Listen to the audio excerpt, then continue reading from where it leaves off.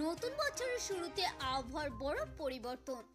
জেনে নেব পশ্চিমবঙ্গের উপরে কোনো ওয়েদার সিস্টেম রয়েছে কিনা এবং আগামী 5 দিন কেমন থাকতে চলেছে রাজ্যের আবহাওয়া, কি জানাচ্ছে আবহাওয়া দপ্তর এবং কবে থেকে আবার জাঁকিয়ে ঠান্ডা পড়ার পূর্বাভাস দিচ্ছে আবহাওয়া দপ্তর।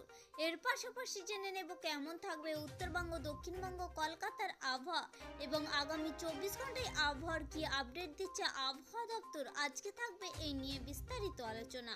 আপনি যদি পশ্চিমবঙ্গের স্থায়ী বাসিন্দা হয়ে থাকেন অবশ্যই ভিডিওটিকে শেয়ার করবেন, পাশাপাশি ভিডিওটিতে অতি অবশ্যই একটি লাইক করবেন। কোন জেলা থেকে দেখছেন সেই জেলার আবহাওয়া কেমন অবশ্যই আমাদের কমেন্ট বক্সে লিখে জানাবেন। আপাতত পশ্চিমবঙ্গের উপরে কোনো ওয়েদার সিস্টেম নেই। 5 দিন রাজ্য জুড়ে সাধারণভাবে শুকনো থাকবে আবহাওয়া। বঙ্গোপসাগর থেকে জলীয় বাষ্পের প্রবেশ কিছুটা বেশি থাকায় তাপমাত্রা তেমন কোনো পরিবর্তনের সম্ভাবনা নেই। দক্ষিণবঙ্গের জেলাগুলিতে তাপমাত্রা স্বাভাবিকের থেকে 2 থেকে 4 ডিগ্রি বেশি রয়েছে। পশ্চিমের জেলাগুলিতে ঠান্ডা বেশি নেই।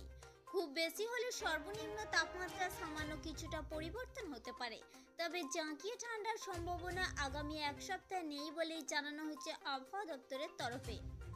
আপাতত হিমালয় সংলগ্ন পশ্চিমবঙ্গের জেলাগুলিতে তাপমাত্রা পরিবর্তনের তেমন কোনো পূর্বাভাস নেই।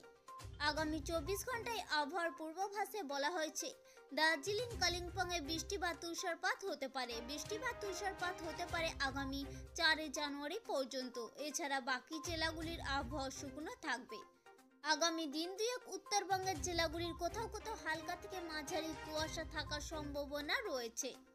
আগামী 24 ঘন্টায় দক্ষিণবঙ্গের সবকটি জেলার আবহাওয়া শুকনো থাকবে বলে জানিয়েছে আবহাওয়া দপ্তর এবং আগামী 24 ঘন্টায় কোনো কোনো জায়গায় হালকা থেকে মাঝারি কুয়াশা থাকতে পারে। পশ্চিমের জেলাগুলি 2-1টি জায়গায় হালকা বৃষ্টি হতে পারে।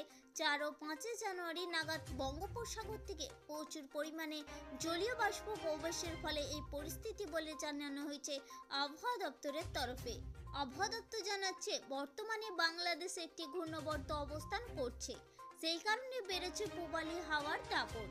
উত্তর পশ্চিমে শীতল হাওয়ার প্রভাব বেশ খানিকটা কমেছে।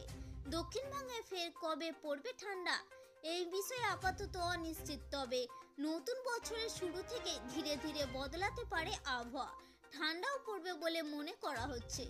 আমাদের উদ্দেশ্য ছিল কেবলমাত্র ছোট্ট ইনফরমেশনটি আপনাদের সামনে উপস্থাপন করা। যদি ভালো লেগে থাকে অবশ্যই লাইক করবেন, জনস্বার্থে প্রচুর পরিমাণে শেয়ার করবেন।